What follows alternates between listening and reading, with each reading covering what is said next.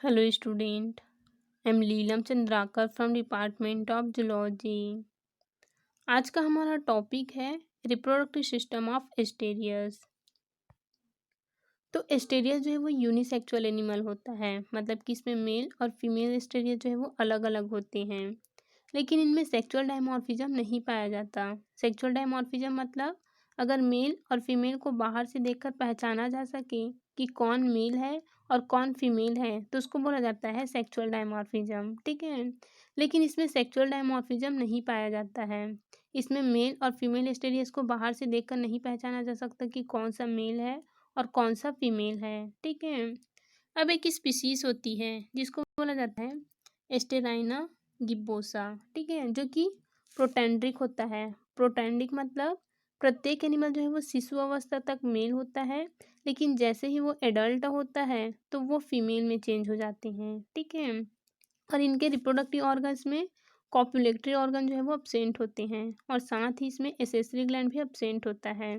Accessory gland मतलब कि ऐसे ग्लैंड जो कि रिप्रोडक्शन में हेल्प करता है उसको बोला जाता है एसेसरी ग्लैंड।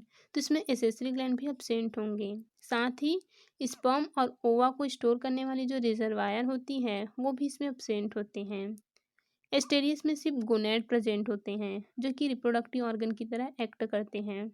तो इसमें इसमें देखते हैं इसके गोनैड को, ठीक है। इसमें जो मेल गोनैड होता है वो टेस्टिस होता है और फीमेल गोनैड ओवरी होता है, ठीक है। टेस्टिस में स्पर्म बनता है और ओवरी में ओवा बनते हैं, और इसमें 5 पेयर गोनेड्स होती हैं जो कि प्रत्येक भुजा के बेस में पाइलोरिक सिका और ट्यूब फीट के जो एम्प्यूला है उसके बीच में एक एक जोड़ी प्रेजेंट होती हैं। तो यहाँ पे गोनेड का डायग्राम दिया हुआ है। यहाँ पे ये जो स्ट्रक्चर है और ये वाला स्ट्रक्चर है ये है इसका गोनेड, ठीक है। ये जो गोनेड है वो पाइलोरिक सिका, तो यहाँ पे ये है पाइलोरिक सिका और यहाँ पे ट्यूब फीट का एम्प्यूला होता है। तो इन दोनों स्ट्रक्चर के बीच में इनमें गोनैड प्रेजेंट होते हैं, ठीक है, जिसकी संख्या जो है वो 5 पेयर होती है, मतलब कि ये प्रत्येक भुजा में होती है। अब टेस्टिस और ओवरी जो है वो मॉर्फोलॉजिकली सिमिलर होते हैं, जो बॉडी के समान स्थान पर पाए जाते हैं।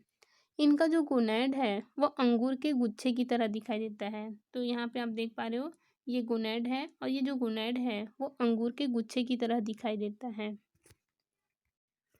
अब इनके अगले सिरे से एक छोटी सी इस प्रकार से ट्यूब निकलती है जिसको बोला जाता है गोनोडक्ट, ठीक है, जो कि एबोरा सरफेस पर गोनोपोर के थ्रू बाहर खुलती है।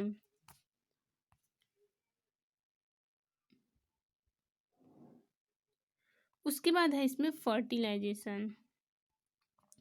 तो इसमें फर्टिलाइजेशन जो है वो एक्सटर्नल होता है। यहाँ पर इसके लाइफ साइकिल का डायग्राम दिया हुआ है। यहाँ पे ये है एडल्ट मेल और ये है एडल्ट फीमेल, ठीक है।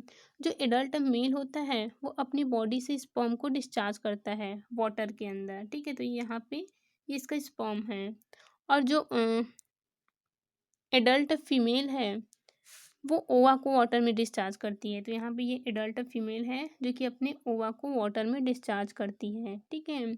अब जब स्पर्म और ओवा एक दूसरे के कांटेक्ट में आता है तो ये दोनों आपस में फ्यूज हो जाते हैं और फर्टिलाइजेशन की जो प्रोसेस है वो कंप्लीट हो जाती है, ठीक है। और जैसे ही फर्टिलाइजेशन होगा तो यहाँ पे ये जाइगोट बनता है, ठीक है। जाइगोट बनने के तुरंत बाद इसके चारों ओर एक सॉफ्ट फर्टिलाइजिंग मेम्ब्रेन बन जाती हैं। तो ये जाइगोट है और जाइगोट के चारों तरफ एक मेम्ब्रेन होती है जिसको बोला जाता है फर्टिलाइजेशन मेम्ब्रेन, ठीक है। अब ये जो जाइगोट बना है उसमें आगे डेवलपमेंट होता है। तो इसमें जो डेवलपमेंट है वो डायरेक्ट होता है, ठीक है, सॉरी इनडायरेक्ट होता है। मतलब इसके डेवलपमेंट में लार्वल स्टेज पाई जाती हैं। जो जाइगोट बनता है वो माइक्रोलेसिथल होता है, मतलब कि इस एग में योग की जो मात्रा है वो बहुत कम होती है। अब ये जो जाइगोट है उसमें आगे क्लीवेज होता है, ठीक है। क्लीवेज इसमें होलोब्लास्टिक होता है। क्लीवेज से मॉरूला बनता है, ठीक है। तो यहाँ पे ये बॉल की तरह स्ट्रक्चर दिखाई दे रही है जिसको बोला जाता है मॉरूला। और फिर मॉरूला में ब्लास्टुलेशन की प्रोसेस होती है जिससे इसमें ब्लास्टुला बनता है, ठीक है। ये जो ब्लास्टुला है वो गोलाकार खोखली एम्ब्रियो होता है जिसमें सिलिया पाए जाते हैं, और ये वाटर में स्वतंत्र रूप से इधर उधर तैरता रहता है। और इसके अंदर एक बड़ी कैविटी का फॉर्मेशन होता है जिसको ब्लास्टोसिल कहते हैं। तो यहाँ पे ये है ब्लास्टुला, और ब्लास्टुला के अंदर में एक कैविटी होती है जिसको ब्लास्टोसिल कहते हैं। इसके बाद ये जो ब्लास्टुला है इसमें एम्बॉलिक इन्वेजिनेशन होता है, और ये दो लेयर के प्याले के समान का गैस्ट्रुला बन जाता है। ठीक है, इनकी दोनों लेयर जो है वो आउटर एक्टोडर्मा और अंदर वाला एंडोडर्मा कहलाती है। गैस्ट्रुला के अंदर इन्वेजिनेशन द्वारा बनी जो नई कैविटी है उसको बोला जाता है अर्केंटेरॉन। ठीक है, तो यहाँ पे ये जो नई कैविटी बनी है इसको अर्केंटेरॉन कहा जाता है। ठीक है, और ये एक चौड़े पोर ब्लास्टोपोर द्वारा बाहर ओपन होती है। ठीक है, अब इसके बाद अनेक चेंजेस के बाद ये आगे लार्वा में कन्वर्ट हो जाता है। तो इसमें आगे है लार्वल डेवलपमेंट। तो यहाँ ये डायग्राम में यहाँ से यहाँ तक की जो प्रोसेस है वो इसकी लार्वल स्टेज है। ठीक है, एस्टेरियस के डेवलपमेंट के टाइम 3 लार्वा स्टेज का फॉर्मेशन होता है। इसमें से फर्स्ट लार्वा को बोला जाता है डिप्लूरल लार्वा, या फिर इसी को अर्ली बाइपिनेरियल लार्वा कहते हैं। सेकेंड है बाइपिनेरियल लार्वा, और थर्ड होता है ब्रैंक्योलेरियल लार्वा। ठीक है, तो सबसे पहले हम देखते हैं इसके फर्स्ट लार्वल स्टेज को, जो कि है डिप्लोडोला लार्वा। तो एकाइनोडर्मा एनिमल का ये फर्स्ट लार्वल स्टेज होती है, और ये सभी एकाइनोडर्मा एनिमल में पाई जाती है।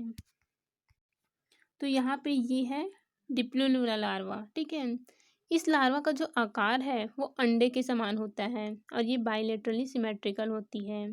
इनका जो अगला बीच का वेंट्रल पार्ट है जिसे स्टोमोडियम कहते हैं, वह वे अर्केंटेरॉन के साथ मिलकर के लार्वा का माउथ बनाता है। ठीक है, और इसका जो ब्लास्टोपोर है वो लार्वा का एनस बनाता है।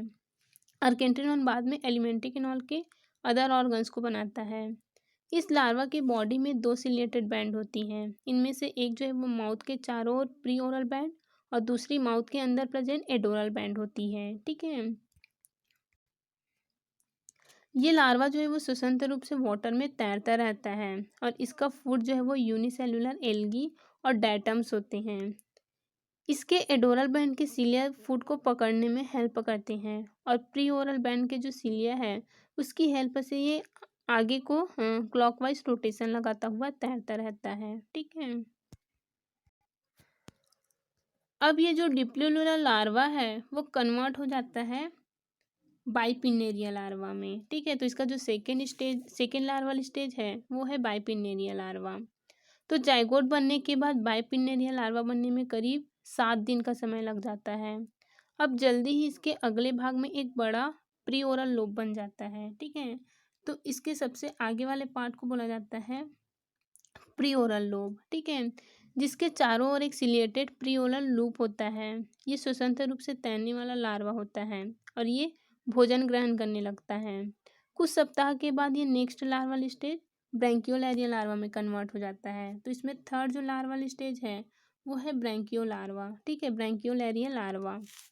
इस लार्वा में बाइपिनेरियल लार्वा की जो लेटरल लोब है वो लंबाई में बढ़कर के लंबी, पतली और सिलिएटेड बन जाती हैं, जिन्हें ब्रैंकियोलैरिया लार्वा की भुजाएं कहते हैं। ठीक है, ये एक्टिव रूप से तैरता रहता है और फूड ग्रहण करता है, और ये धीरे धीरे मेटामॉर्फोसिस होता हुआ एस्टेरियस में कन्वर्ट हो जाता है। तो यहाँ से इसका मेटामॉर्फोसिस स्टार्ट होता है। एस्टेरियस में मेटामॉर्फोसिस की जो प्रोसेस है वो लगभग 42 से 50 दिनों के बाद स्टार्ट होती है। ठीक है, जब इसमें मेटामॉर्फोसिस होता है तो इस लार्वा के अंदर कुछ ऑर्गन जो है वो अपीयर्स होंगे, और कुछ ऑर्गन जो है वो धीरे धीरे डिसअपीयर होना स्टार्ट हो जाता है। ठीक है, आगे इसके अलग अलग ऑर्गन डेवलप होकर के एक स्टारफिश में फिर ये कन्वर्ट हो जाएगा। ठीक है, तो इस प्रकार से इसका लाइफ साइकिल कंप्लीट होता है। तो जो एस्टेरियस है उसमें 3 प्रकार के लार्वल स्टेज होती हैं, और 3 प्रकार के लार्वल स्टेज के बाद में ये एक एडल्ट एस्टेरियस में कन्वर्ट हो जाता है। ठीक है,